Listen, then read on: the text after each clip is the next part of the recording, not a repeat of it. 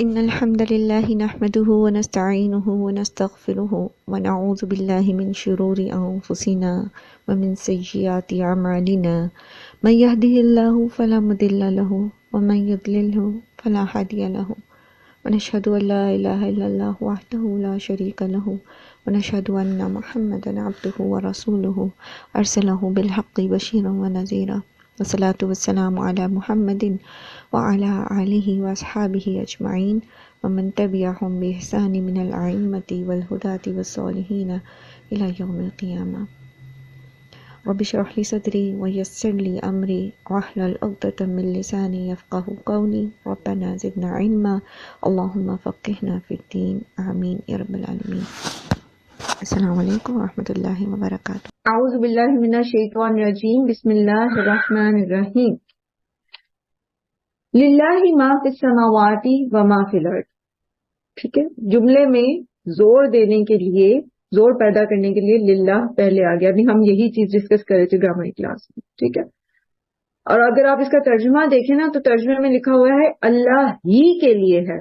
ویسے تو للہ کا مطلب کیا ہے؟ اللہ کے لیے ہے، لیکن یہ جملے کے شروع میں آنے کی وجہ سے، اس کے اندر زور پیدا ہونے کی وجہ سے پھر ہم اس کا ترجمہ کرتے ہیں اللہ ہی کے لیے ہے، ٹھیک ہے۔ ما فی السماوات و ما فی الارض، جو کچھ آسمان میں ہے اور زمین میں، جو کچھ، ٹھیک ہے۔ اور یہاں پر یہ صرف بیان نہیں ہے، بیسکلی یہ جو اللہ ہی کے لیے ہے نا، تو اس کا مطلب یہ ہے کہ جو کچھ بھی زمین اور آسمان میں ہے وہ اللہ کی ملکیت میں ہے، اللہ تعالیٰ اس کے مالک ہیں۔ اینڈ سیکنڈ پوزیشن میں یہ مطلب اس کے ساتھ ایک معنی یہ بھی ہے کہ یہ سب کے سب اللہ کے ہی فرما بردار ہیں۔ اللہ تعالیٰ اس چیز کے مالک ہیں، اور مالک بھی کیسے ہیں؟ کیونکہ مالک وہ ہوتا ہے نا جو قدرت بھی رکھتا ہے، جو کنٹرول بھی رکھتا ہے۔ جیسے وہ آتا ہے نا قرآن کریم میں سورہ قمر میں، ان المتقین فی جنات و نہر فی مقعد صدق عند ملیق مقتدر، ٹھیک ہے۔ تو ملیق مقتدر، سوری، ٹھیک ہے، عند ملیق مقتدر، ٹھیک، جو قدرت رکھنے والا ہے، جزاک اللہ خیر، جو قدرت رکھنے والا ہے، ٹھیک ہے۔ کون سا بادشاہ؟ کس بادشاہ کے پاس؟ جو قدرت بھی رکھتا ہے، یعنی ملکیت رکھتا ہے، اور پھر ملکیت میں وہ قدرت بھی رکھتا ہے۔ عام طور پر آپ دیکھیں جو مالک ہوتے ہیں، عام طور پر ضروری نہیں ہے کہ جس چیز کے وہ مالک ہیں اس پہ وہ قدرت بھی رکھتے ہوں۔ مثلا آپ ایک گھر کے مالک ہیں، رائٹ؟ اب اس گھر کی جو اس کی اس کے اندر جو ڈکے ہے، جو اس کے اندر خرابیاں پیدا ہو رہی ہیں، آپ کے کنٹرول میں نہیں ہے۔ وقت گزرنے کے ساتھ ساتھ اگر دیمک لگ گئی ہے، وہ آپ کے کنٹرول میں نہیں ہے، ٹھیک ہے۔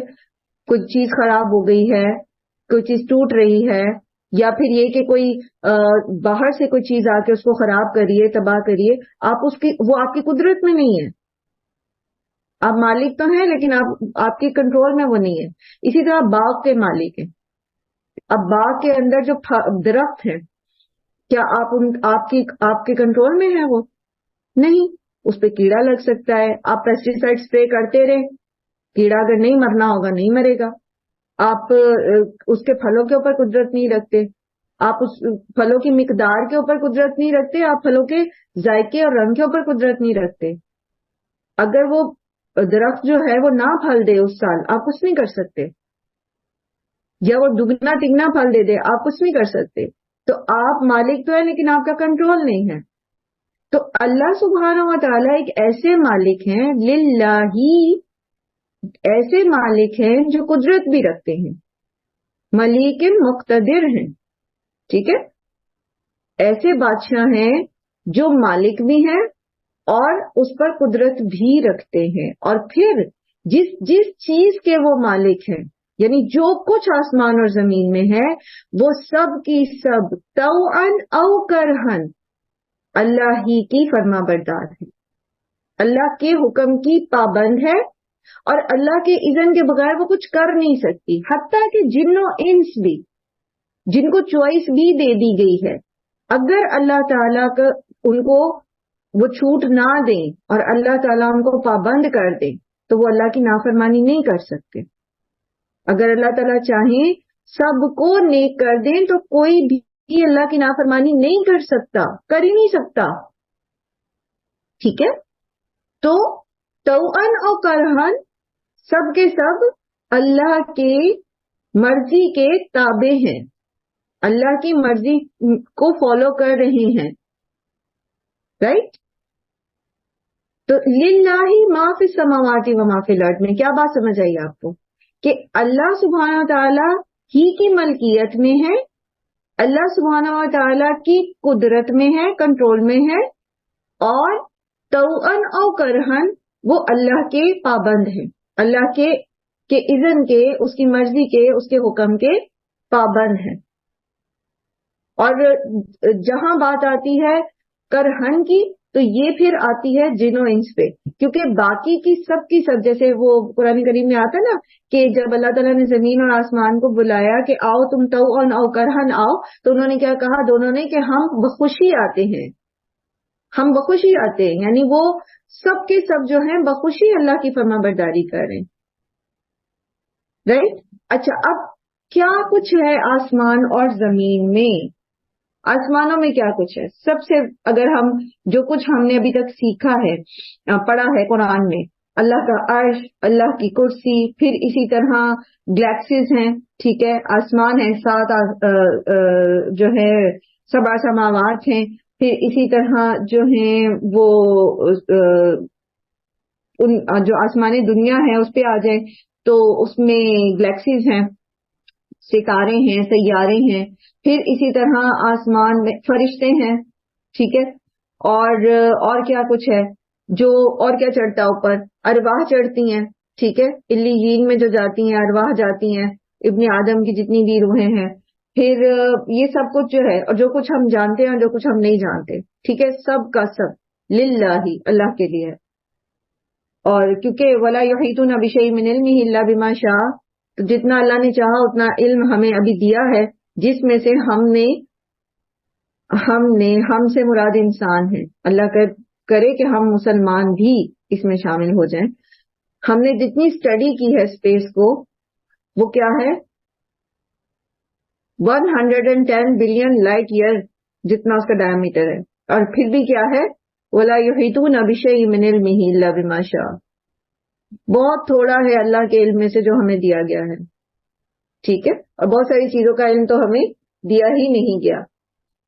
تو جو ہمیں پتا ہے اور جو ہمیں نہیں پتا، سب کا سب. اب جو 3 لفظ پہلے میں نے آپ کو بتائے تھے اس میں اس سب کے سب کو فٹ کریں جو آسمان میں ہے، ٹھیک ہے، تمام کی تمام گلیکسیز، تمام کے تمام سیارے، ستارے، فرشتے، ارواح، جو بھی اوپر چڑھ گیا، اعمال، ایوری تھنگ، عرش، کرسی، ایچ اینڈ ایوری تھنگ وہ کیا ہے اللہ کی بادشاہت میں ہے. اللہ تعالیٰ اس کے مالک ہیں اور اللہ تعالیٰ اس پر قدرت رکھتے ہیں، اور یہ سب کی سب چیزیں اللہ تعالیٰ کی حکم کی پابند ہیں. رائٹ؟ اچھا، اس کے بعد وما فی الارض، جو زمین میں ہے. اوکے، زمین میں کیا ہوتا ہے؟ کچھ چیزیں زمین کے اوپر ہوتی ہیں، کچھ چیزیں زمین کے اندر ہوتی ہیں. Okay, just name it. خشکی، سمندر. اب سمندر کیا ہے؟ آپ کو پتا ہے کہ سمندر کے اندر جو مخلوقات ہیں وہ خشکی کی ساری مخلوقات بھی جو ہیں وہ مل کر سمندر کا 25% بھی نہیں بناتی. ٹھیک ہے، کیونکہ سمندر بہت وسیع ہے، بہت بڑے. آپ کو پتا ہے کہ پوری زمین جو ہے اس کا 74% جو ہے وہ سارے کا سارا پانی پر ہے، سمندر ہے، پانی ہے. تو اس کی لائف بھی اتنی زیادہ ہے، اور ابھی تک ساری کی ساری جو ہے وہ لائف ایکسپلور بھی نہیں ہوئی سمندر کی. اوکے، خشکی. تو خشکی پر آپ کہہ سکتے ہیں جی وہی بات کہ جنگلات بھی ہیں اور صحرا بھی ہیں، اور اسی طرح جانور بھی ہیں، پرندے بھی ہیں، درندے بھی ہیں، پھر انسان بھی ہیں، جنات بھی ہیں، اور عاقل غیر عاقل ساری مخلوق آ جاتی ہے. غیر عاقل میں آپ پھر پتھر، ہوائیں، مطلب جو دیکھی جا سکتی ہیں، جو نہیں دیکھی جا سکتی، ٹینجیبل انٹینجیبل، ساری کی ساری چیزیں، تو سب کی سب چیزیں اللہ کے لیے. اور پیچھے دیکھیے آپ نے اس کو پڑھا تھا نا، فَإِنَّهُ آسِمٌ قَلْبُهُ وَاللَّهُ بِمَا تَعْمَلُونَ عَلِيمٌ. تو اللہ تعالیٰ کے علم کے ساتھ کل ہم نے اس کو پھر ریلیٹ بھی کیا تھا کہ گواہی چھپانا گناہ ہے، اور جو کچھ انسان دل میں چھپاتا ہے یا ظاہر کرتا ہے وہ سب کا سب جو ہے جب اللہ سبحانہ و تعالی کے لیے ہے، ٹھیک ہے، دل بھی اللہ کے کنٹرول میں ہے نا، اور اللہ تعالیٰ اس کو جانتے ہیں. جب زمین آسمان کی ہر چیز جو ہے وہ اللہ کے لیے ہے، اللہ کی حکم کی پابند ہے، اللہ کی فرما بردار ہے، تو تم کہاں اس کو چھپا سکو گے؟ تمہارا اپنا جسم بھی، تمہارا اپنا آپ بھی جو ہے وہ بھی تو اللہ ہی کی ملکیت میں ہے نا. وہ جیسے قیامت میں اللہ سبحانہ تعالیٰ جو ہے وہ اسکن کو زبان دے دیں گے، اور وہ جب انسان کے خلاف گواہی دے گی تو انسان کہے گا کہ تم کیوں میرے خلاف بول رہی ہو، مطلب میرے ہی جسم کا حصہ ہو کے تم میرے خلاف بول رہی ہو. تو وہ کہے گی آج اللہ نے مجھے بھی زبان دے دی جیسے باقیوں کو دی تھی. تو وہ بھی اللہ کی فرما برداری میں بولے گی، ہمارے اعضاء بھی خود بولیں گے. وہ یہ نہیں کہیں گے کہ ہم نہیں بتاتے. کیونکہ وہ اللہ ہی کی تو ملکیت میں، اللہ کے کنٹرول میں ہے. تو سب کچھ اللہ کے کنٹرول میں. اب اس جگہ آپ آگے جانے سے پہلے ایک لمحے کے لیے ہم رکتے ہیں، اور ہم اپنے آپ کو اور پھر اپنے سامنے اللہ تعالیٰ کی وہ ساری مخلوق جو اللہ ہی کے لیے ہے، بول دو ہم بھی ہیں لیکن ہم مانتے نہیں ہیں نا، اور اللہ نے ہمیں چھوٹ دے دی ہے، اللہ نے ہمیں چوائس دے دی ہے. تو اب آپ دیکھیں کہ کہاں جائیں گے جب یہ زمین، یہ آسمان، یہ شجر و حجر، یہ آپ کے ارد گرد کی ہوائیں، یہ سورج، یہ چاند، یہ ستارے، یہ سب ہمارے خلاف اگر گواہی دیں گے، اور خود اللہ سبحانہ و تعالیٰ جو علیم بذات الصدور ہیں، تو پھر جائیں گے کہاں پر؟ بچ کے جا سکتے ہیں کہیں پہ؟ کہیں چھپ سکتے ہیں؟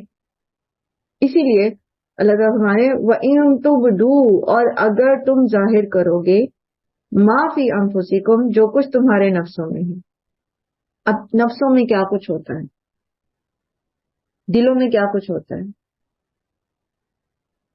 آپ دیکھیں کہ انسان کا جو دل ہے، کہتے ہیں کہ اس میں 1 سیکنڈ کے اندر 800 کے قریب خیالات آ سکتے ہیں. خیالات جو ہیں جو انٹر کنیکٹڈ ہوتے ہیں، 1 سیکنڈ میں 800 کے قریب خیالات گزرتے ہیں ہمارے دل میں، جو انٹر ریلیٹڈ ہوتی ہیں چیزیں. گھر کے اندر افراد، یہ آیا تھا، وہ گیا تھا، یہ بات ہوئی تھی، ود ان 1 سیکنڈ. لائٹ جل رہی تھی، بند تھی، پورے کا پورا ایک منظر جو آپ کے دل پر 1 سیکنڈ میں گزر جاتا ہے. قریباً 800 کے قریب سبجیکٹس وہ کلیکٹیولی آپ کے دل میں آتے ہیں خیال. پھر اسی طرح انسان کا جو دل ہے اس کے اندر اور کیا کیا ہوتا ہے. انسان جو ہے نا، بیسیکلی جیسے پہلے بھی ہم نے سیکھا نا کہ 2 چیزوں پہ کمپوزڈ ہوتا ہے، ٹھیک ہے، ایک باڈی ہے اور ایک سول ہے. اور پھر باڈی اور سول کو ہم فردر اگر وہ کریں تو یہ باڈی کے جو ہارڈ ڈرائیوز ہیں، لائک برین اور ہارٹ، یہ آپ کی سول کو ڈیفائن کر رہی ہوتی ہیں، اس کو چلا رہی ہوتی ہیں، روح کو چلا رہی ہوتی ہیں، ہمارا دل اور ہمارا دماغ. تو انسان بیسیکلی اس سے مل کے بنا ان دونوں چیزوں سے، جسم اور روح. اور پھر روح کو چلانے میں جسم کے اندر جو دل اور دماغ ہے وہ اس کے افکار کو ڈیفائن کر رہے ہوتے ہیں. ٹھیک ہے، اچھا اب آپ یہ دیکھیں کہ کیا کچھ ہوتا ہے انسان کے دل کے اندر، کیونکہ اللہ تعالیٰ ہمارے ہیں وَإِن تُبْدُوا مَا فِي أَنفُسِكُمْ، جو کچھ تمہارے دلوں میں ہے اگر تم اس کو ظاہر کرو. کیا کچھ ہوتا ہے دل میں، بتائیں گے؟ دل میں ایک ہی مطلب اچھی چیزیں بھی ہوتی ہیں، بری چیزیں بھی ہوتی ہیں، اچھے خیالات بھی ہوتے ہیں، برے خیالات بھی ہوتے ہیں. مثلا جو ایمان ہے، ٹھیک ہے، اس کی جگہ کیا ہے؟ دل. جو تقوی ہے اس کی جگہ کیا ہے؟ دل. جیسے ایمان کے لیے آتا نا کہ وَلَكِنَّ الْإِيمَانُ مَا وَقَرَ فِي الْقَلْبِ، ایمان وہ ہے جو قرار پکڑ لیتا ہے دل میں. اسی طرح تقوی کے لیے نبی صلی اللہ علیہ وسلم نے فرمایا کہ التقوی ہا ہونا، ٹھیک ہے، دل کی طرف اشارہ کر کے 3 بار فرمایا. تو تقوی کا مقام بھی دل ہے. اسی طرح خشیت الہی کا مقام بھی دل ہے. اور کیا ہوتا ہے ہمارے نفسوں میں، ہمارے دل میں؟ اچھی چیزیں بتانی ہیں، جلدی بتائیں. میم نیک نیت. اچھی نیت، گڈ. اور جلدی. شکر، اچھے صبر، جذبات. احسان، استقامت. ٹھیک ہے، یہ ساری چیزیں، یہ ساری جو اچھی چیزیں، یہ ان کا تعلق بھی دل سے ہے نا، دل کے ارادے سے ہے. Right, okay. اب اسی طرح دیکھیے اللہ سبحانہ وتعالیٰ نے فرمایا نا وَلَكِنَّ اللَّهَ حَبَّبَ عَلَيْكُمُ الْإِيمَانَ وَزَيَّنَهُ فِي قُلُوبِكُمْ. ٹھیک ہے، اللہ سبحانہ وتعالیٰ نے تمہارے لیے کیا چیز پسند کی ہے؟ ایمان. اور اس کو تمہارے دلوں میں مزین کر دیا. یعنی دل میں ایمان ہوتا ہے، ایمان کی جگہ دل میں ہے. اور پھر ہمارا عمل اس کو بتاتا ہے کہ وہ کتنا ہے اور کتنا وہ بڑھ رہا ہے یا کتنا وہ کم ہو رہا ہے. اور اسی طرح وَكَرِهَ إِلَيْكُمُ الْكُفْرَ وَالْفُسُوقَ وَالْعِصْيَانَ، تو جو برائی ہے، کفر ہے، فسق ہے، نافرمانی ہے، گناہ ہے، اس کو اللہ تعالیٰ نے ناپسند کیا ہے تمہارے لیے. تو یہ ان سب چیزوں کا مقام بھی کیا ہوتا ہے؟ ان کا مقام بھی دل ہوتا ہے. جس سے برے وسوسے آتے ہیں ہمارے دل میں، کسی کے لیے خرابی آتی ہے، برائی آتی ہے، کینہ آتا ہے، کسی کے لیے کینہ اور کدورت پیدا ہو جاتی ہے، کسی کے لیے حسد ہوتی ہے اور حسد پیدا ہوتی ہے، یا کوئی بری نیت ہوتی ہے، کسی کام کا برائی کا ارادہ ہوتا ہے. تو یہ سارا بھی کہاں ہو رہا ہوتا ہے؟ یہ سب بھی دل کے اندر چل رہا ہوتا ہے. تو دل کے اندر ہی دونوں چیزیں ہوتی ہیں، اچھی بھی ہو سکتی ہیں اور بری بھی ہو سکتی ہیں. ٹھیک ہے، تو اللہ تعالیٰ ہمارے ہیں وَإِن تُبْدُوا مَا فِي أَنفُسِكُمْ أَوْ تُخْفُوهُ، جو کچھ تمہارے نفسوں میں ہے تم اس کو ظاہر کرو یا تم اس کو چھپاؤ. اچھا، اب یہاں پہ ٹھہریں تھوڑا سا اور سوچیں، ہم سب سوچیں کہ اگر ہمارے دل کھول کے رکھ دیے جائیں، ہمارے اپنوں کے سامنے کھول دیے جائیں. اللہ سے تو ہم ڈرتے نہیں ہیں نا، اللہ سے تو خشیت اس لیول پہ ہے ہی نہیں، ہم کہ اپنے دلوں کو پیوریفائی کرتے رہیں ساتھ ساتھ. لیکن لوگوں سے تو ہم ڈرتے ہیں. فرض کریں جیسے قرآن کریم میں آتا ہے نا سورۃ طارق میں یوم تبلی السرائر، جس دن کھول دی جائیں گی، سامنے کر دی جائیں گی ہر جسے چھپی ہوئی چیز. اور اسی طرح آتا ہے کہ یومئذ یصدر الناس اشتاتا لیروا اعمالہم، زلزال میں کہ جس دن لوگ الگ الگ آئیں گے تاکہ وہ دیکھیں اپنے اعمال. اسی طرح آتا ہے سورہ عادیات میں وَحُصِّلَ مَا فِی الصُّدُورِ، جو کچھ دلوں میں ہوگا وہ سب نکال کے باہر رکھ دیا جائے گا. تو اگر ہمارے دل میں جو کچھ ہے اس کو نکال کے باہر رکھ دیا جائے، یہ چلے ہم کسی کے لیے نہیں، کسی کے سامنے نہیں، اپنے آپ کو دیکھتے ہیں، ذرا ہم خود نکال کے باہر رکھیں. جیسے وہ حدیث ہے نا کہ ترمذی کی کہ حاسبکم انفسکم قبل ان حاسبکم، کہ اپنا حساب کر لو، اپنے نفسوں کا خود محاسبہ کر لو اس سے پہلے کہ وہ تمہارا محاسبہ کرے. یعنی تو اس سے پہلے کہ تمہارا حساب لیا جائے خود اپنا محاسبہ کر لو. رائٹ، تو ہم ذرا خود نکال کے دیکھیں کیا کچھ ہے ہمارے دلوں میں اور اس کو ذرا انلسٹ کر لیں. ایک طرف اچھی چیزیں لکھ لیں اور ایک طرف برائیاں لکھ لیں، خرابیاں لکھ لیں. تو کیا وہ ایسا نامہ اعمال تیار ہو رہا ہے کہ قیامت کے دن اگر ہمارے ہاتھ پہ رکھا جائے تو ہم کہیں کہ ہاؤ مقرؤ کتابیہ، آؤ یہ دیکھو یہ میرا نامہ اعمال. کیونکہ یحاسبکم بہ اللہ ہے نا، محاسبہ کرے گا اللہ تعالیٰ، تمہارا حساب کرے گا اس پر. تو ذرا ہم نکال کے دیکھیں تو صحیح، اپنا کھاتا خود تو چیک کریں کہ کیا ہمارا نامہ اعمال ایسا ہوگا کہ ہم لوگوں کے کہ ہاؤ مقرؤ کتابیہ، آؤ میرا نامہ اعمال پڑھو. کیا ہے اس سے اگلی آیت؟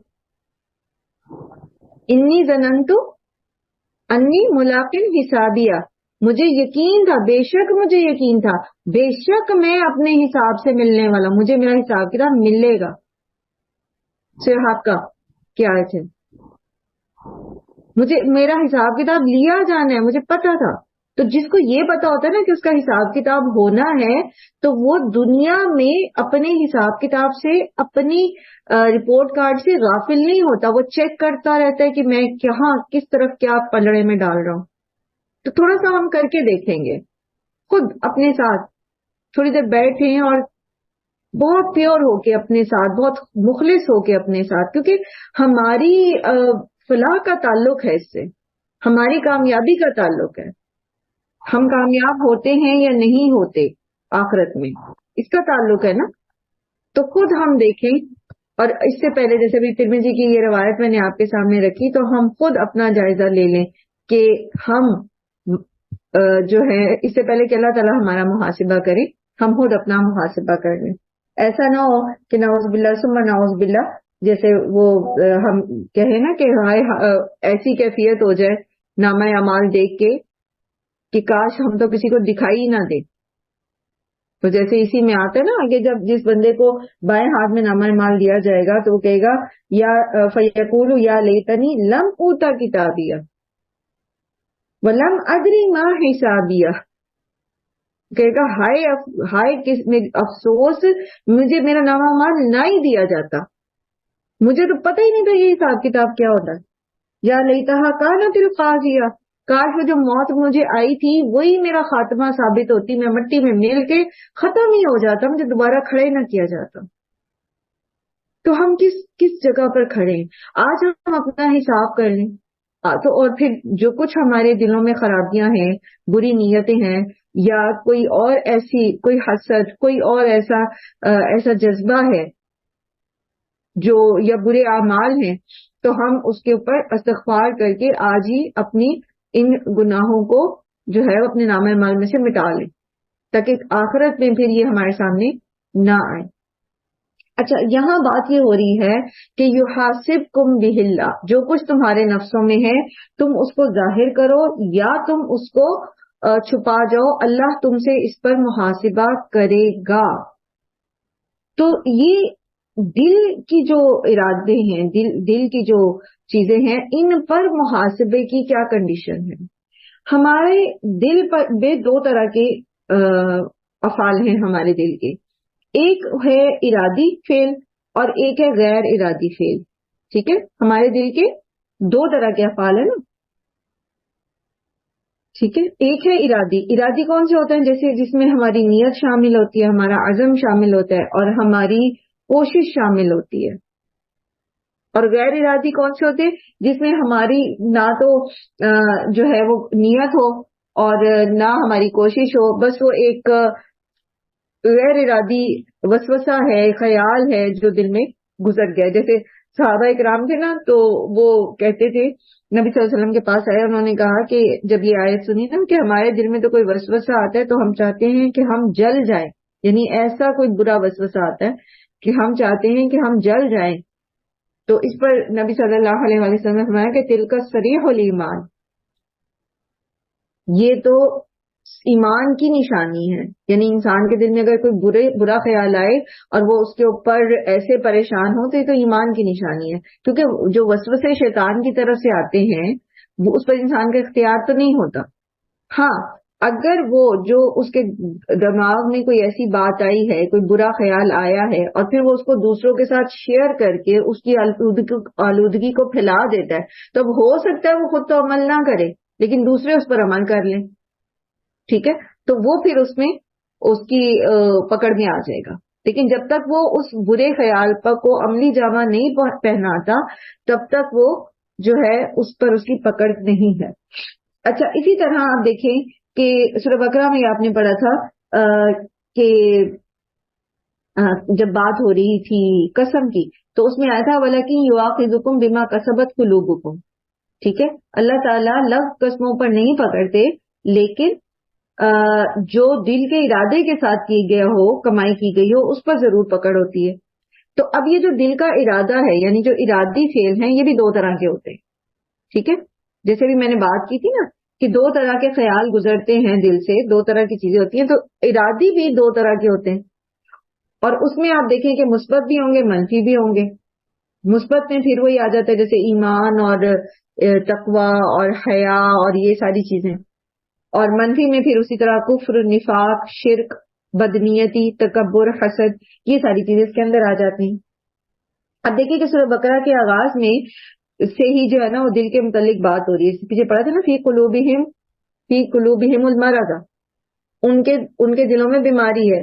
ٹھیک ہے, نفاق کی بیماری کی بات ہوئی تھی, وہاں بھی ہم نے دل کی بات کی تھی. پھر اسی طرح یہ قسم کے معاملے میں دل کی بات ہوئی تھی, اور پھر اسی طرح علم کو چھپانے میں جو ان کے نیتیں تھیں, جو ارادے تھے, تو بہت زیادہ اس پر بات ہوتی رہی ہے سورہ بقرہ میں.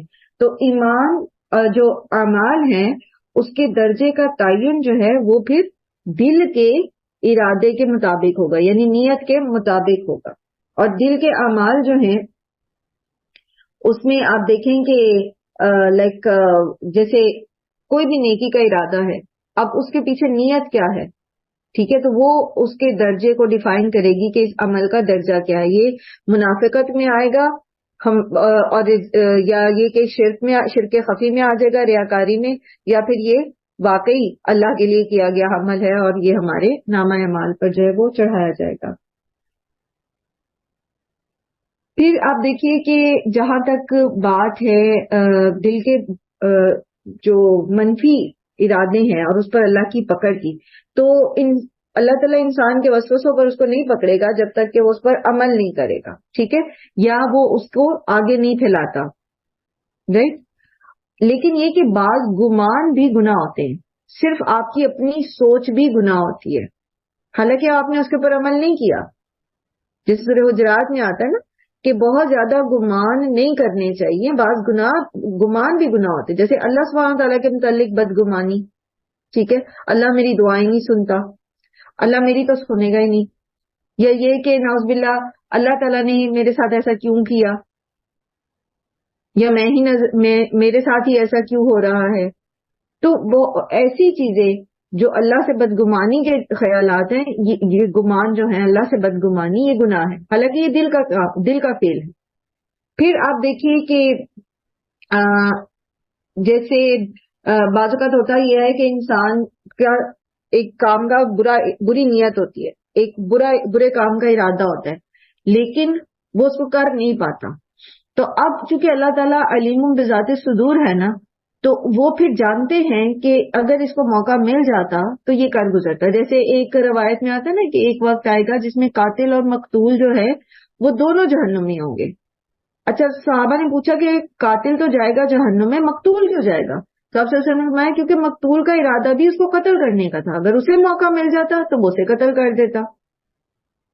تو یہاں پر اس نے مقتول نے قاتل کو قتل نہیں کیا, لیکن اللہ تعالیٰ کو پتا ہے کہ یہ کر گزرے گا, اگر اس کو موقع اللہ تعالیٰ دے دیتے تو وہ اس کو قتل کر دیتا. اسی طرح اس فقیر کی مثال بھی ایک روایت میں بیان ہوئی کہ جو یہ دوسروں کا مال دیکھ دیکھ کر یہ سوچتا ہے کہ کاش میرے پاس بھی یہ مال ہوتا, ایسے اور ایسے میں بھی لٹاتا, میں بھی یہ کرتا, وہ برائی کرتا, فلاں برائی کرتا. تو اب اس کے پاس مال نہیں ہے, لیکن اس کا ارادے کی پختگی ایسی ہے کہ اللہ سبحانہ تعالیٰ جانتے ہیں کہ اگر اللہ نے اس کو مال دے دیا تو وہ کر گزرے گا. تو اس کے پھر دل کی اس ارادے پر بھی اس کی پکڑ ہوگی. اسی طرح وہ مسکین شخص جو مالدار کو دیکھ کر یہ سوچتا ہے کہ اگر میرے پاس بھی مال ہوتا تو میں ایسے اور ایسے صدقہ کرتا, تو اس کے دل کے ارادے پر اس کو اجر مل جاتا ہے, کیونکہ اللہ تعالیٰ کو پتا ہوتا ہے کہ اس کا ارادہ بہت پختہ ہے. تو یہ جو بات آ رہی ہے نا کہ یحاسبکم بہ اللہ, تو پھر اس کے اوپر اس میں کیا چیز ڈیپینڈ کرتی ہے کہ انسان کے دل میں جو خیال آ رہا ہے, جو اس کے نفس میں ہے, وہ اس کے پیچھے اس کی نیت کیا ہے, اور پھر یہ کہ اس کا ارادہ اچھا ہے یا برا ہے, تو اس پر جو ہے پھر اس کا محاسبہ کیا جائے گا. لیکن جو غیر ارادی فعل ہیں ان کے اوپر محاسبہ نہیں ہے. یعنی جو شیطانی وسوسے ہیں اور انسان اس کو جھٹکتا ہے لیکن پھر وہ آ جاتے ہیں, پھر جھٹکتا ہے, پھر وہ ان سے جان چھڑاتا ہے, پھر وہ اور زیادہ انٹینسٹی سے اس کے دماغ میں وہ آتے جاتے ہیں, تو اس پر پھر محاسبہ نہیں ہے اس پر. اور پھر یا یہ کہ اگر وہ کسی کے ساتھ کسی کے بارے میں اس کے دل میں برا خیال آتا ہے لیکن وہ اس کو عملی جامہ نہیں پہناتا اور وہ پہنانا نہیں چاہتا, خیال آ گیا ہے, وسوسہ آ گیا, شیطان نے ڈال دیا کہ فلاں تو ایسا ہے, تمہیں تو اس کے بارے میں ایسا کرنا چاہیے, ایسے تمہیں کہنا چاہیے, یہ کرنا چاہیے, لیکن فوراً ہی آپ کہتے ہیں کہ نہیں مجھے ایسا نہیں کرنا, مجھے اللہ کی رضا کے لیے یہ کام کرنا ہے, مجھے اس کو معاف کرنا ہے یا مجھے موو آن کرنا ہے. تو پھر وہ جو خیال دل میں پیدا ہوا تھا کہ اس کے ساتھ ایسا اور ایسا کرنا چاہیے, اس کے اوپر پکڑ نہیں ہوگی, کیونکہ انسان نے اپنی اس بات کو عملی جامہ نہیں پہنایا اور نہ ہی اس میں کوئی نیت تھی اس کو پورا کرنے کی. جیسے یہ آتا ہے نا کہ شہرت کی طلب کے باوجود بھی اگر کوئی شخص کسی کام کو چھوڑ دے گا تو جب اس پر اس کا محاسبہ کیا جائے گا تو اللہ تعالیٰ خود فرمائیں گے کہ اس نے اس گناہ کو میری خاطر چھوڑ دیا, تو اس گناہ کے چھوڑے جانے پر بھی اس کو اجر ہوگا. یعنی اس نے ایک ارادہ کیا, اس نے ایک کام جو ہے وہ کرنا شروع کر دیا لیکن پھر اللہ کے خوف سے چھوڑ دیا, تو وہ جو اس کا چھوڑنا ہے برائی کا اس پر بھی اس کو اجر ہے. یہ تو اللہ سبحانہ تعالیٰ کا اشکور ہونا ہے نا کہ وہ برائی کرنے پر بھی ہمیں مہلت دیتا ہے, پھر برائی چھوڑ دینے پر بھی ہمیں اجر دیتا ہے. فَيَغْفِرُ لِمَن يَشَاءُ وَيُعَذِّبُ مَن يَشَاءُ, تو وہ بخش دے گا جسے وہ چاہے گا اور وہ عذاب دے گا جسے وہ چاہے گا. تو بات دراصل یہ ہے کہ لا یسأل عما یعمل وہم یسألون, اللہ سے سوال نہیں کیا جا سکتا اس پر جو وہ کرتا ہے. ہاں وہ لوگوں سے سوال کرے گا, لوگ پوچھے جائیں گے کہ انہوں نے یہ کام کیوں کیا, کیونکہ مالک اللہ تعالیٰ ہے, وہ جو چاہے کریں. ہم اللہ تعالیٰ سے پوچھ نہیں سکتے کہ کیوں, کیونکہ انہی کی چیز ہے. جو کچھ زمین اور آسمان میں, جو کچھ بھی زمین اور آسمان میں, اس کا مالک اللہ ہی تو ہے, تو وہ جو چاہے کرے. لیکن بات دراصل یہ ہے کہ اللہ سبحانہ تعالیٰ ظالم نہیں ہے. ایسا نہیں ہے کہ اللہ تعالیٰ رینڈملی جس کو چاہیں گے عذاب دے دیں گے اور جس کو چاہیں گے بخش دیں گے. جہاں تک بات بخشش کی ہے تو اللہ سبحانہ و تعالیٰ بہت غفور الرحیم ہے. اللہ سبحانہ و تعالیٰ نے اپنی رحمت کے 100 حصوں میں سے ایک حصہ جو ہے وہ زمین پہ اتارا, جس کی وجہ سے کوئی مادہ جانور بھی اپنے بچے کو اپنے پاؤں کے تلے نہیں کچلتی بلکہ اس کی حفاظت کرتی. اس ایک حصے کی وجہ سے جانوروں تک میں جو ہے وہ رحمت کا جذبہ پایا جاتا ہے. اور 99 حصے اللہ تعالیٰ نے قیامت کے لیے رکھ چھوڑے لوگوں کی بخشش کرنے کے لیے. اور اس میں آپ دیکھیں کہ اللہ سبحانہ و تعالیٰ قرآن کریم میں بھی فرماتے ہیں نا کہ میں ہر گناہ بخش دوں گا سوائے شرک کے. شرک اور کفر جو ہے اس پر اگر انسان فوت ہو جاتا ہے تو وہ نہیں بخشا جائے گا. اس کے علاوہ کسی نے 100 قتل بھی کیے تو اگر اللہ چاہے تو اس کو بخش سکتا ہے, وہ چاہے تو اس کو معاف کر سکتا ہے. یہ مالک یوم الدین اللہ تعالیٰ ہے. اب آپ کے ذہن میں یہ سوال پیدا ہو سکتا ہے تو پھر جو قتل ہوئے, جو مقتول تھے, جو ان کے ورثاء تھے, انہوں نے جو تکلیفیں اٹھائیں, انہوں نے جو پریشانیاں اٹھائیں, تو اس کا کیا, اس کی کیا کمپنسیشن ہے؟ تو بات یہ ہے کہ اللہ سبحانہ و تعالیٰ مالک ہیں, ٹھیک ہے, لیکن اللہ تعالیٰ ظالم نہیں ہے. اب ہوگا یہ قیامت کے دن کہ اگر کسی کو اللہ تعالیٰ بخشتا ہے اور اس کے ذمہ دوسرے کا حق ہے تو اللہ تعالیٰ حق رکھنے والے کو کمپنسیٹ کر دیں گے. اور وہ جو وقت ہوگا نا اس میں لوگوں کی سب سے بڑا غم و ہم یہ ہوگا کہ ہم جہنم سے بچا کے جنت میں داخل کر دیے جائیں. وہاں کسی کو یہ نہیں ہوگا کہ اچھا اس نے میری اتنی جائیداد پہ قبضہ کیا تھا تو مجھے تو یہ اور یہ تکلیف پہنچی تھی. وہاں ہر ایک کو اپنی پڑی ہوگی, ہر ایک یہ کہہ رہا ہوگا نا کہ نفسی نفسی, بس مجھے میری بچت ہو جائے, باقی جائے جو مرضی ہو, میری بچت ہو جائے, میری بچت ہو جائے. تو پھر اللہ تعالیٰ ان کو کمپنسیٹ کر دیں گے.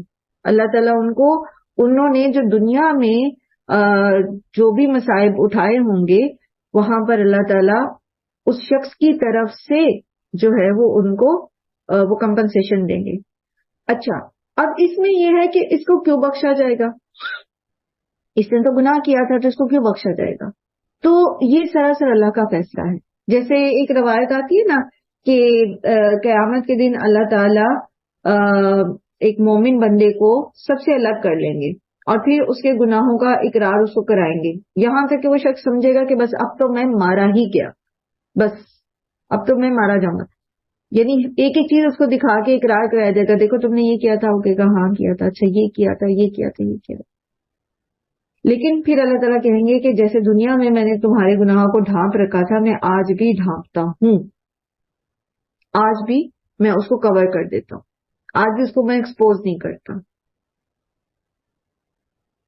دنیا میں ایک اور روایت ہے کہ بعض اوقات انسان ایک بات کہتا ہے اور برائی کی بات کہتا ہے، غلط بات کہتا ہے، اس کو بہت ہلکا سمجھتا ہے، لیکن اللہ کے نزدیک وہ بہت بھاری ہوتی ہے، وہ اللہ کو بہت غضبناک کر دیتی ہے. اور بعض اوقات نیکی کا کوئی کام، کوئی بات ایسی ہوتی ہے جسے انسان کرتے بہت ہلکا سمجھتا ہے، لیکن اللہ کے نزدیک وہ بہت بہت زیادہ پائیدار پختہ بات ہوتی ہے، بہت اچھی بات ہوتی ہے. تو کچھ پتہ نہیں کہ انسان کی کون سی بات، کوئی سی اس کی سچی توبہ، کوئی سا اس کا کلمہ، اس کی توحید کے اوپر اس کا ثبات، کوئی چیز جو ہے وہ اللہ سبحانہ تعالیٰ کو پسند آ جائے، اللہ تعالیٰ اس کے سارے گناہوں کو معاف کر دے. لیکن ایک چیز جو معاف نہیں ہوگی وہ کفر اور شرک ہے. ٹھیک ہے. اور وہ یعذب من یشاء میں پھر یہی آ جاتا ہے کہ اگر ایک بندہ گنہگار ہے اور اللہ تعالیٰ اس کو سزا دینا چاہتے ہیں تو کوئی اللہ تعالیٰ کی سزا سے اس کو بچا نہیں سکتا. وہ جس کو چاہیں اس کو عذاب دیں گے، جس کو چاہیں گے اس کو بخش دیں گے. تو سراسر بخشش کا جو اختیار ہے وہ اللہ کے ہاتھ میں، کوئی نہیں اور آپ کو بخشوا سکتا، کوئی نہیں آپ کے گناہوں کو جھاڑ سکتا، کوئی کچھ نہیں کر سکے، سراسر اللہ کے ہاتھ میں. فَيَغْفِرُ لِمَن يَشَاءُ وَيُعَذِّبُ مَن يَشَاءُ. اور کیسا علم ہے اس کا کہ جو کچھ ہمارے دلوں میں ہے، دلوں کے اندر کے جو بھید ہیں، یوم تبلی السرائر، چھپی ہوئی چیز، چھپی ہوئی نیت، اور اس نیت کے پیچھے جو موٹیو ہے، ہر چیز اللہ تعالیٰ جانتے ہیں، اور ان سب کے مطابق جو ہے وہ محاسبہ کیا جائے گا. ایک بار نبی صلی اللہ علیہ وآلہ وسلم نے فرمایا کہ جس کا حساب ہو گیا نا وہ تو مارا گیا. تو حضرت عائشہ نے کہا کہ یہ تو جیسے قرآن میں آتا ہے کہ فسوف یحاسب حسابا یسیرا، کہ عنقریب اس کا حساب کیا جائے گا آسان حساب. تو پھر یہ کیا ہے؟ تو آپ صلی اللہ علیہ وسلم نے فرمایا کہ یہ اس کا مطلب یہ ہے کہ صرف اللہ تعالیٰ کے سامنے اس سے اقرار کروایا جائے گا. اگر اس سے پوچھ لیا گیا، اگر اس سے جرح کر لی گئی تم نے یہ کیوں کیا، تو بس پھر وہ مارا گیا. کیونکہ کسی بھی انسان کے پاس اپنے گناہ کی جسٹیفیکیشن نہیں ہوتی. ہم ضرور اپنے آپ کو جسٹیفائی کرتے رہتے لیکن اصل میں وہ جسٹیفیکیشن ہوتی نہیں ہے. تو اگر اللہ نے پوچھ لیا نا یہ کیوں کیا، پھر تو مارے گئے. اسی لیے ہمیں یہ دعا سکھائی گئی ہے نا، اللہم حاسبنا حسابا یسیرا. اور یہ حسابا یسیرا صرف یہ ہے کہ رپورٹ کارڈ پکڑا دیا جائے ہاتھ میں، بتا دیا جائے کہ یہ تمہاری کرتوت ہیں، یہ نہ پوچھا جائے کہ کیوں نہیں کیا، سبق یاد کیوں نہیں کیا تھا. پھر کوئی آئے بائیں شائیں کام نہیں آئے گی. واللہ علی کل شیء قدیر. اور اللہ تعالیٰ ہر چیز پر قدرت رکھنے والا ہے. وہ چاہے گا تو عذاب دے گا، چاہے گا تو معاف کر دے گا. آخرت میں جو معافی ہے اس کے لیے ہم دنیا میں بہت ساری کوششیں کر سکتے ہیں.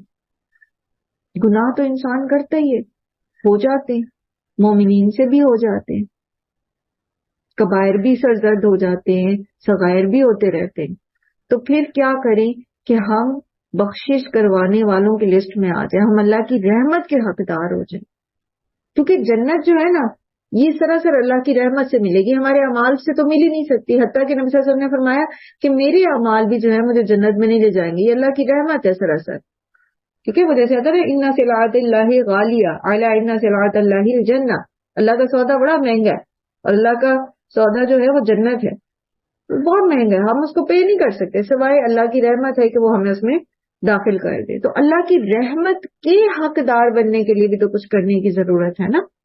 اور اس میں سب سے پہلی چیز ہے اپنے ایمان کی، اپنے عقیدے کی حفاظت. توحید درست ایمان، اللہ پر، اللہ کے رسول صلی اللہ علیہ وآلہ وسلم پر، آخرت پر، کتابوں پر، باقی رسولوں پر، باقی جتنے بھی ایمان کی شکل ہیں، درست شعوری ایمان، شرک نہ ہو اس میں کفر نہ ہو. سب سے پہلی چیز تو یہ، کیونکہ ابھی جیسے وہ ہم نے پڑھا نا کہ اللہ سبحانہ تعالیٰ نے کیا فرمایا قرآن کریم میں کہ میں تمام گناہ بخش دوں گا سوائے شرک کے. شرک نہیں بخشا جائے گا، شرک اور کفر پہ معافی نہیں ہے.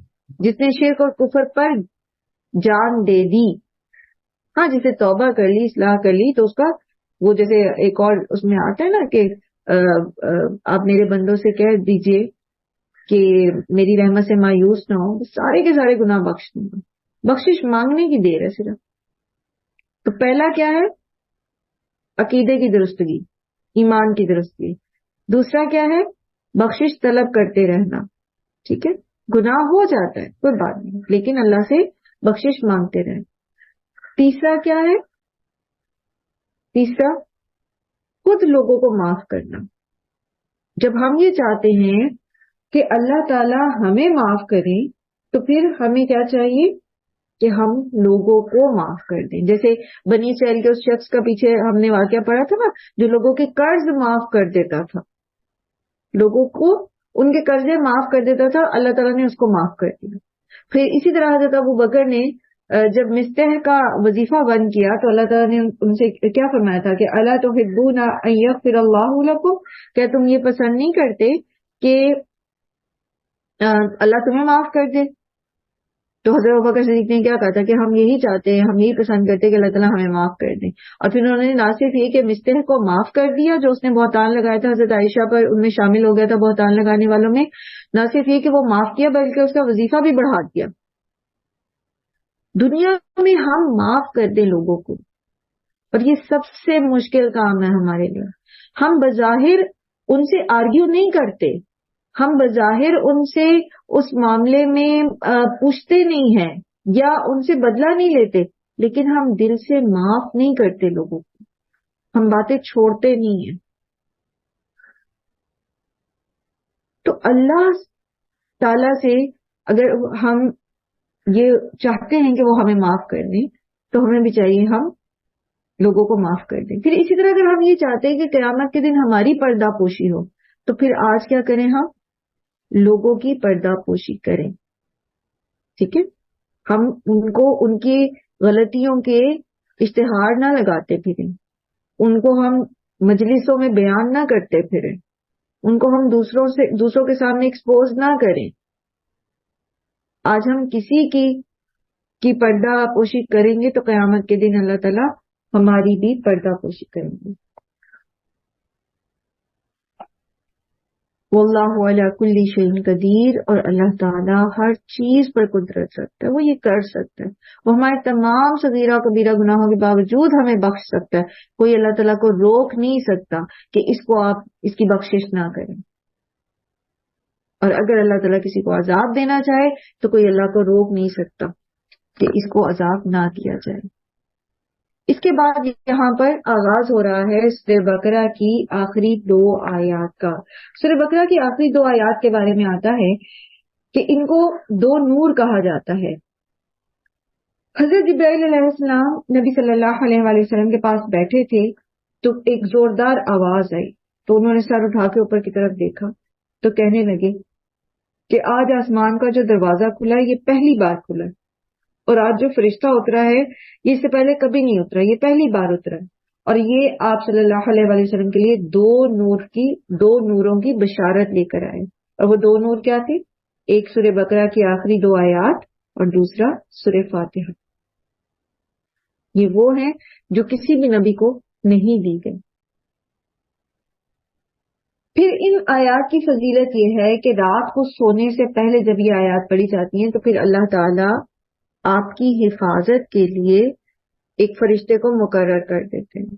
اور وہ فرشتہ رات بھر جو ہے وہ آپ کی حفاظت کرتا رہتا ہے، شیطان سے بھی حفاظت کرتا ہے، دیگر بھی چیزوں سے حفاظت ہوتی رہتی ہے آپ کی۔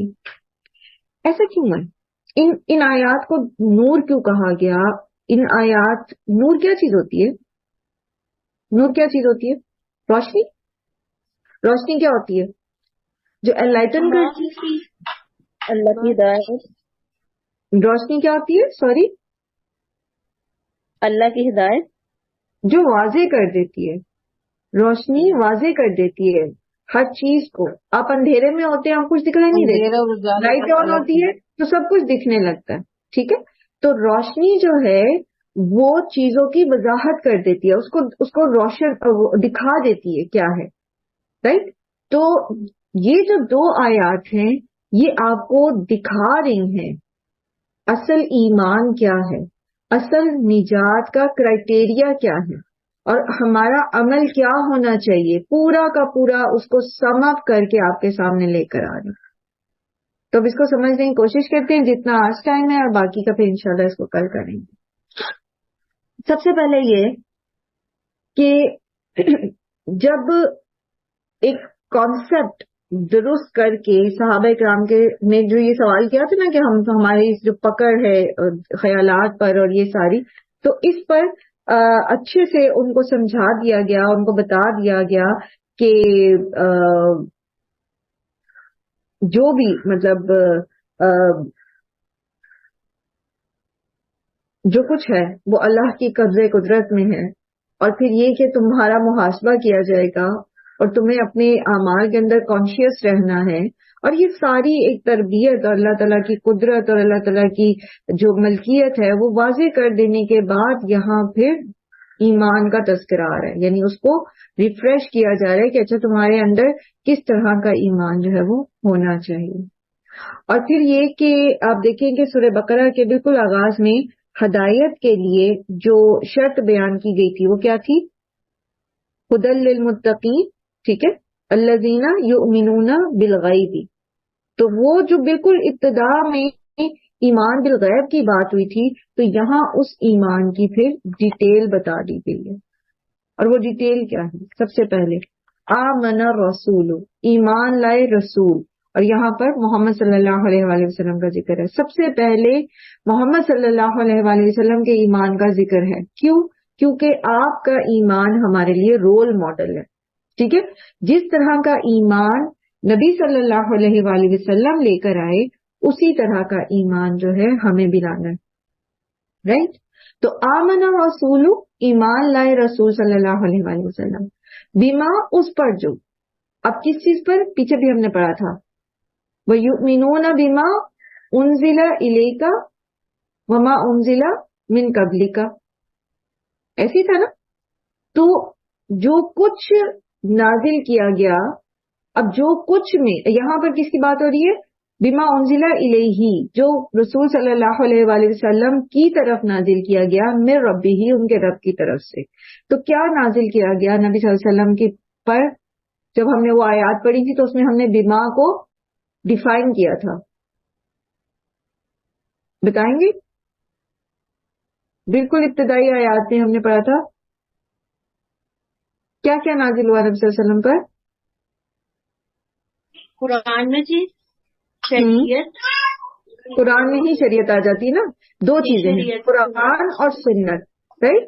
دونوں چیزیں جو ہیں وہ نبی صلی اللہ علیہ وآلہ وسلم پر نازل کی گئی ہیں، ٹھیک ہے؟ جیسے اس میں آتا ہے نا، سورہ نساء میں بھی آتا ہے کہ وَأَنزَلَ اللَّهُ عَلَيْكَ الْكِتَابَ وَالْحِكْمَةَ، اور پیچھے ہم نے پڑھا تھا کہ اس چیز کو ثابت کیا ہے انہوں نے کہ حکمت جو ہے وہ سنت ہے، ٹھیک ہے؟ پیچھے جب ہم نے وہ آیات پڑھی تھی حکمت کی تو اس میں ہم نے پھر اس کو پڑھا تھا کہ یہ حکمت جو ہے اصل میں یہ سنت کے مقابل قرآن کے مقابل جب آتی ہے تو اس سے مراد پھر کیا ہوتی ہے؟ اس سے مراد سنت رسول صلی اللہ علیہ وسلم ہوتی ہے۔ تو سورہ نساء کی آیت سے ہمیں پتہ چل رہا ہے کہ اللہ تعالیٰ نے سیرت بھی، سنت بھی نازل کی ہے۔ پھر اسی طرح سورہ احزاب میں آتا ہے نا وَاذْكُرْنَ مَا يُتْلَىٰ فِي بُيُوتِكُنَّ مِنْ آیَاتِ اللَّهِ وَالْحِکْمَةِ، ٹھیک ہے. اس میں بھی نبی صلی اللہ علیہ وسلم کے ازواج کو کیا حکم دیا جا رہا ہے کہ وہ دہراؤ، وہ اس کو یاد رکھو جو پڑھی جاتی ہیں تمہارے گھروں میں اللہ کی آیات اور حکمت. تو حکمت پھر کیا ہے؟ نبی صلی اللہ علیہ وآلہ وسلم کی تعلیمات اور باتیں. تو وما بما انزل الیہ میں پھر قرآن اور سنت دونوں آ جاتی ہیں. یعنی نبی صلی اللہ علیہ وآلہ وسلم کو اللہ تعالیٰ نے وحی خفی اور وحی جلی دونوں جو چیز بھی عطا کی تو اس پر نبی صلی اللہ علیہ وآلہ وسلم نے اس پر ایمان لائے. ٹھیک ہے. والمؤمنون اور مومن بھی، یعنی مومن بھی اس پر ایمان لائے. کس پر؟ قرآن پر بھی اور سنت پر بھی. کل ہر ایک آمن باللہ ایمان لایا اللہ پر. اور اللہ پر ایمان لانے کا مطلب پھر کیا ہے؟ شعوری ایمان، یعنی اللہ تعالیٰ کی الوہیت، اس کی ربوبیت اور اس کے اسماء و صفات کے ساتھ اس پر ایمان لائے شعوری طور پر. والملائکتی اور فرشتوں پر، وکتبہ ورسلہ اور اس کی کتابوں پر اور اس کے رسولوں پر. لا نفرق، وہ کیا کہتے ہیں کہ نہیں ہم فرق کرتے بین احد من رسلہ، ان میں سے کسی رسولوں میں سے کسی کے بیچ میں بھی. دیکھیں اللہ تعالیٰ نے خود جو درجات کا فرق رکھا ہے وہ رکھا ہے، لیکن ہمیں اللہ تعالیٰ نے اس چیز کی اجازت نہیں دی. تلک الرسل کی کے اندر ہم اس آیت میں اس کو اچھے سے سمجھ چکے ہیں. خود نبی صلی اللہ علیہ وآلہ وسلم نے یہ فرمایا کہ کوئی شخص یہ نہ کہے کہ میں یونس بن متا سے بہتر ہوں، جس نے ایسا کہا اس نے جھوٹ کہا. ٹھیک ہے. تو نبی صلی اللہ علیہ وآلہ وسلم نے اس چیز سے ہمیں منع کیا کہ ہم نبیوں کے بیچ میں کسی قسم کا فرق کریں. دوسرا یہ کہ ان کی رسالت پر ایمان لانے کی بات ہے، ان کی نبوت پر ایمان لانے کی بات ہے. ہم کسی نبی کی نبوت کا انکار نہیں کرتے. جیسے یہود جو تھے انہوں نے پچھلے تو سارے انبیاء پر ایمان لائے لیکن عیسیٰ علیہ السلام پر ایمان نہیں لائے، تو ان کا ایمان قبول نہیں ہے کیونکہ انہوں نے فرق کر دیا نبیوں میں. اسی طرح جو کرسچنز ہیں وہ حضرت عیسیٰ تک کے نبیوں پر ایمان لاتے ہیں، محمد صلی اللہ علیہ وآلہ وسلم پر نہیں لاتے، تو ان کا بھی ایمان مکمل نہیں ہے، وہ بھی قبول نہیں ہوتا. تو مسلمان جو ہیں، مومن جو ہیں، وہ کیا کرتے ہیں؟ لا نفرق بین احد من رسلی، ہم تمام انبیاء جن کا ذکر اللہ تعالیٰ نے قرآن میں کیا اور جن کا وقالوا سمعنا واطعنا، اور انہوں نے کہا سنا ہم نے اور اطاعت کی ہم نے. کس نے کہا؟ مومنوں نے، صحابہ اکرام نے. جب انہیں یہ کہا گیا کہ یہ اللہ کا حکم ہے، یہ اللہ تعالیٰ چاہتے ہیں، تو انہوں نے کیا کہا؟ سمعنا واطعنا، ہم نے سن لیا اور ہم نے بات مان لی.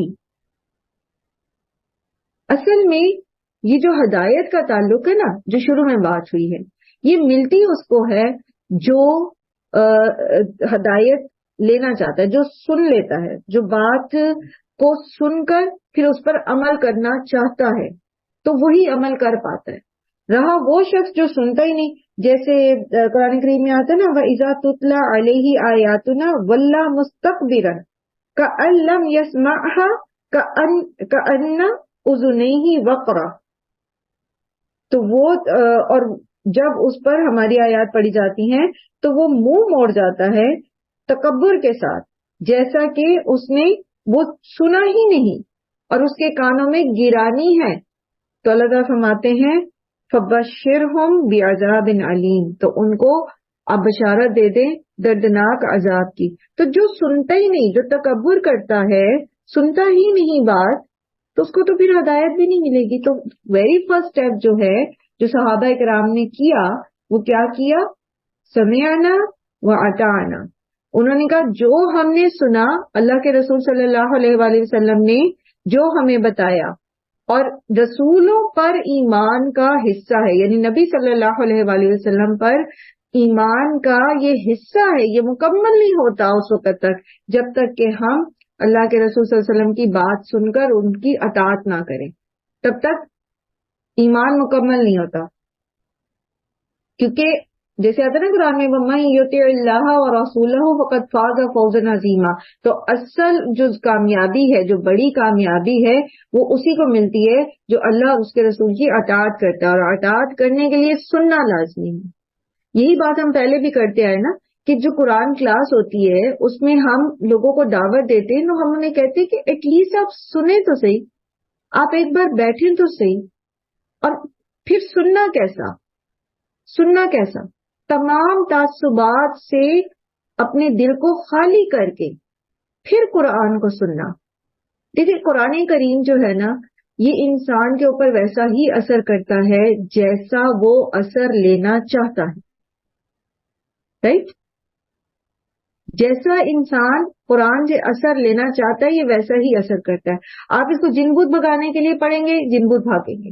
آپ اس کو گھر میں برکت کے لیے پڑھیں گے, گھر میں برکت آ جائے گی. آپ اس کو صرف ایک حرف کے اوپر 10 نیکیاں کمانے کے لیے پڑھیں گے, آپ کی نیکیوں میں اضافہ ہوتا جائے گا, اور چھوٹی سی نیکیاں جمع ہوتی رہیں گی. ٹھیک ہے, لیکن اگر آپ اس کو واقعی اطاعت کے لیے پڑھیں گے, ہدایت کے لیے حاصل کرنے کے لیے پڑھیں گے, سنیں گے, تو پھر آپ کو ہدایت بھی ملے گی. لیکن جب ہدایت کے لیے سنا جاتا ہے تو اس کے لیے ضروری ہے کہ ہم اپنے اندر کے تمام تعصبات کو خالی کر کے پھر سنیں, پھر پڑھیں اس کو.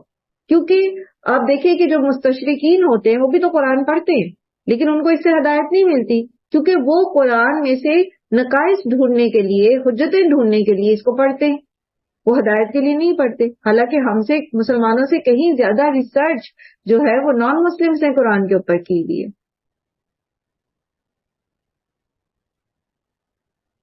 ٹھیک ہے, وہ جیسے میں نے آپ کو بتایا تھا نا کہ قرآن کے الفاظ کی ڈکشنری ہے, غالباً مفتاح المصابیح ہے, اور پتہ نہیں کتنی بڑی وہ ہے, 19 شاید اس کی جلدیں ہیں, وہ بھی ایک نان مسلم نے لکھی ہوئی ہے, اتنی بڑی ڈکشنری. تو قرآن سننے کے لیے اور پھر اس پر اطاعت, اس کے مطابق اطاعت کرنے کے لیے سب سے پہلے ہمیں اپنے اندر سے تعصب کو نکالنا پڑے گا. وہ عقیدے جو بچپن سے ہمارے اندر چلے آ رہے ہیں, اس کے بعد جب ہم قرآن کو سن لیں, بلا تعصب سن لیں, اس کے بعد پھر ہم اس کرائٹیریا پر جج کر سکتے ہیں کہ جو ہم بچپن سے سنتے آئے ہیں وہ درست ہے. اگر اس کے مطابق ہے, قرآن اور سنت کے مطابق ہے, ہم لے لیں گے, نہیں ہے تو ہم چھوڑ دیں گے. لیکن اگر پہلے ہم اپنے اندر گرہ باندھ لیتے ہیں کہ یہ قرآن میں جو سمجھایا جا رہا ہے, جو بتائی جا رہی ہے بات, یہ میری سوچ کے مطابق ہوگی تو میں لوں گی, نہیں تو میں نہیں لوں گی اس آیت کو, اس چیز کو, اس حدیث کو, تو پھر ہدایت نہیں ملتی انسان کو. پہلے اپنے آپ کو خالی کرنا پڑتا ہے. وہ جیسے میں مثال آپ کو پہلے بھی دی نا بہت دفعہ, کہ ایک اچھی چیز کو اگر آپ دودھ کا ایک پیالہ ہے اور اس کے اندر پہلے سے ہی کچھ چیزیں پڑی ہوئی ہیں, کوئی گندی چیز ہے, کوئی میلا پانی ہے, گندا پانی ہے, مٹی ہے, کچھ بھی ہے, تو آپ اس کے اندر دودھ ڈالتے بھی جائیں گے تو وہ دودھ آپ کو فائدہ نہیں دے گا, وہ خراب ہی ہو جائے گا, آپ اس کو استعمال نہیں کر سکیں گے. تو دودھ کو استعمال کرنے کے لیے آپ کو پہلے پیالے کو دھونا پڑے گا, صاف کرنا پڑے گا. تو پہلے سے اپنے اندر موجود تعصبات کو پاک کر کے, صاف کر کے, پھر جب ہم اس کے اندر قرآن کی تعلیمات کو لیتے ہیں, صحیح احادیث کو سمجھنے کی کوشش کرتے ہیں, پھر وہ فائدہ دیتی, پھر وہ ہدایت دیتی. صحابہ کرام جو کہہ رہے ہیں نا وَقَالُوا سَمِعْنَا وَأَطَعْنَا, تو یہ اس لیے ہے, اس طرح سے ہے کہ انہوں نے جب سمعنا کیا نا, انہوں نے جب سنا تو انہوں نے اپنے تمام جو پچھلے تعصبات تھے, تمام جو ان کے مسکنسیپشنز تھی, تمام جو ان کے شرک تھا, ان کی چیزوں, دنیاوی چیزوں سے محبت تھی, وہ ساری چیزوں کو سے دل کو خالی کر کے پھر جب اللہ کی بات سنی تو وہ اطاعنا کر سکے.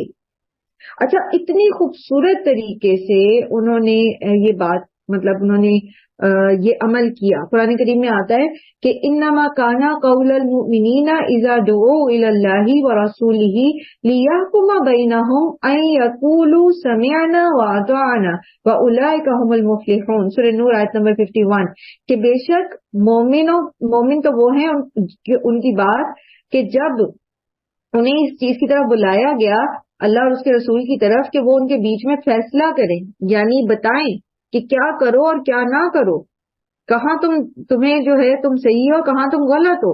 یہ نشاندہی اللہ اور اس کے رسول نے کی. ان یقولوا, تو انہوں نے کیا کہا, سمعنا واطعنا, وہ उलाइका हुमुल मुफलिहून। तो फलाह पाने का क्राइटेरिया क्या है? फिर सहाबा इकराम के तरीके को फॉलो करना, उनकी तरह दीन को लेना। अब इतनी खूबसूरती से उन्होंने इस ईमान को लिया, और फिर उन्होंने जैसे पीछे आया कि लिल्लाहि मा फिस समावाति वल अर्द, तो ईमान को इस अच्छे तरीके से हैसियत को समझते हुए उन्होंने इसको लिया, तो वो जान गए कि उनकी अपनी हैसियत क्या है, एक इंसान की अपनी हैसियत क्या है। देखिए हम इंसानों के जो है वो अलूम से कितना मुतासिर होते हैं, हम इंसानों की पावर से, ताकत से कितना मुतासिर होते हैं, हम उनके ओहदों से कितना मुतासिर होते हैं, हम उनकी इमलाक से कितना ज्यादा मुतासिर होते हैं। लेकिन जिसकी असल है ये सारा कुछ, जो रब मालिक है इल्म का, जो रब मालिक है ताकत का, जो खुद बादशाह है और जो मालिक अल मलीक है, ठीक है, तमाम बादशाहों का बादशाह है, जो असल में असल मलकियत रखता है, उसकी बात को तो हम कोई अहमियत ही नहीं देते। लोगों से तो हम मुतासिर होते हैं, लेकिन अल्लाह की बात का हम असर ही नहीं लेते। तो सहाबा इकराम ने इस पहचान के साथ अपने रब को पहचानते हुए उसके कलाम का असर लिया, उसको सुना और उस पर अमल किया। लेकिन इसके बावजूद चूंकि वो अपने आप को पहचान गए ना कि मैं तो अल्लाह का शुक्र अदा कर ही नहीं सकती, ठीक है। मसलन अगर आप कहें कि मैं हर सांस के आने और जाने में भी अल्हम्दुलिल्लाह कह रही हूं, तब भी हम अल्लाह का शुक्र अदा नहीं कर सकते। अव्वल हम ऐसा कर नहीं सकते कि हर सेकंड में हम अल्लाह का शुक्र अदा कर रहे हो, या ये कि हम अल्लाह की फरमाबरदारी कर रहे हो। हम अपनी पूरी कोशिश के बावजूद भी कहीं ना कहीं गलत हो जाते हैं, कहीं ना कहीं मिसअंडरस्टैंडिंग में गलती कर बैठते हैं। तो फौरन इसके बाद कि समेअना आताना के फौरन बाद गुफराना का ये जो लफ्ज है, ये एक मोमिन की शख्सियत को पोर्ट्रे कर रहा है, एक मोमिन की शख्सियत को जाहिर कर रहा है कि मोमिन सब कुछ करते हुए भी, वो कहते ना जान भी दी हुई उसी की थी, हक तो ये है कि हक अदा ना हुआ, मेहनत करते हुए अपना माल, अपनी जिंदगी, अपनी हर चीज अल्लाह की राह में लगाए हुए भी वो कभी ये नहीं सोचता कि मैंने अल्लाह का हक अदा कर दिया है, बल्कि वो डरता ही रहता है कि कहीं मेरी नेकियां जाया ना हो जाए, कहीं मैंने कोई मेरे मुंह से कोई ऐसी बात ना निकल जाए जो मेरी नेकियों को जाया कर दे, कहीं कोई ऐसा अमल ना हो जाए जो अल्लाह को नाराज कर दे। वो डरता रहता है अपने रब से। तो फौरन ही क्या कहता है, गुफराना, समियाना व आताना करने के बाद क्या कहता है, गुफराना का, फिर भी अपने रब से बख्शिश मांगता रहता है। क्योंकि आप देखिए कि ऐसा हो नहीं सकता कि हम गलती से पाक हो जाए, हम इंसान हैं, इंसान खता करता है, हो ही नहीं सकता कि हम पाक हो जाए। तो जितना भी हम जो कुछ भी करते हैं, जितनी भी हम नेकी करते हैं, जितने भी हम अच्छे हो जाते हैं, साथ साथ हमें अपनी कमी कोताही की, गलती की, जो भी हम कमी बेशी करते हैं, उन सब की जो है वो माफी अल्लाह ताला से मांगते रहना चाहिए। और ये जो एक लफ्ज है ना गुफराना का, ये असल में इंसान के अंदर आजिजी पैदा करता है, उसको तकब्बुर से बचाता है कि ऐसा नहीं, मैं कुछ भी कर लूं, मैं बड़ा नहीं हो सकता, मेरा रब बड़ा है, कुछ भी कर लूं मैं ऑन नहीं कर सकता चीजें। तो ये चीज के वो बहरहाल अल्लाह के सामने माफी का तलबगार है, तो ये इंसान के अंदर आजिजी पैदा करती है और इंसान तकब्बुर में नहीं आता, और फिर वो अपने रब की मार्फत में आगे से आगे बढ़ता चला जाता है। क्योंकि जो तकब्बुर में मुब्तला हो जाता है ना, चाहे वो इबादत का तकब्बुर हो, चाहे वो इल्म का तकब्बुर हो, वो किसी भी चीज का तकब्बुर हो, वो अपने रब को पहचान नहीं पाता, क्योंकि वो अपना स्टेटस भूल जाता है। तो जो शख्स अपनी औकात में नहीं रहता, अपने स्टेटस को भूल जाता है, वो अपने रब की को भी नहीं पहचान पाता, उसके मर्तबे, उसके रुतबे को भी नहीं पहचान पाता, और फिर वो अपने तई बड़े अच्छे अमाल कर रहा होता है, लेकिन उसके वो अमाल जो हैं वो तकब्बुर के जरिए जो है वो जाया हो जाते हैं। क्योंकि राई बराबर तकब्बुर भी अगर किसी के दिल में होता है तो वो जन्नत में नहीं जा सकेगा। रब्बना غفرانک ربنا، تیری مغفرت چاہتے ہیں ہمارے رب، وإلیک المصیر، اور تیری ہی طرف ہمارا لوٹنا ہے، ہم نے تیری ہی طرف پلٹنا ہے۔ اور مومن کے جس کردار کو یہاں پورٹری کیا جا رہا ہے تو وہاں آخرت میں تو اللہ کی طرف پلٹنا ہے ہی، کہ وہ اپنے ہر عمل کے اندر کانشیس رہتا ہے، وہ دنیا میں بھی جو ہوتا ہے وہ اواب ہوتا ہے، بار بار اپنے رب کی طرف پلٹنے والا ہوتا ہے، چاہے خوشی ہے، غمی ہے، پریشانی ہے، مشکل ہے، اختلاف ہے کسی معاملے میں، وہ ہر فیصلے کے لیے رب کی طرف پلٹتا ہے، وہ ہر معاملے میں رب کی طرف پلٹتا ہے، وہ ہر جگہ اپنے رب کا فرما بردار رہتا ہے، وہ ہر معاملے میں ہر جگہ محسن رہتا ہے۔ وإلیک المصیر، اللہ میں تیری ہی طرف پلٹنا ہے، ہم بخشش چاہتے ہیں، ہم تیری طرف، آخرت میں تو ہم نے آنا ہی ہے یا اللہ تیری طرف، انا للہ و انا الیہ راجعون تو ہے ہی، لیکن انا للہ دنیا میں بھی تو کرنا ہے نا، تو دنیا میں اللہ کے لیے ہونے کے لیے دنیا میں ہی اس کی طرف پلٹنا بھی ضروری ہے، اور ہر موقع پر، ہمیشہ، ہر جگہ پر، چاہے ہم کسی بھی جذباتی کیفیت میں ہوں، ہمیں بہرحال اپنے رب کی طرف پلٹتے رہنا ہے۔ وآخر دعوانا ان الحمد للہ رب العالمین، سبحانک اللہم و بحمدک، نشہد ان لا الہ الا انت، نستغفرک۔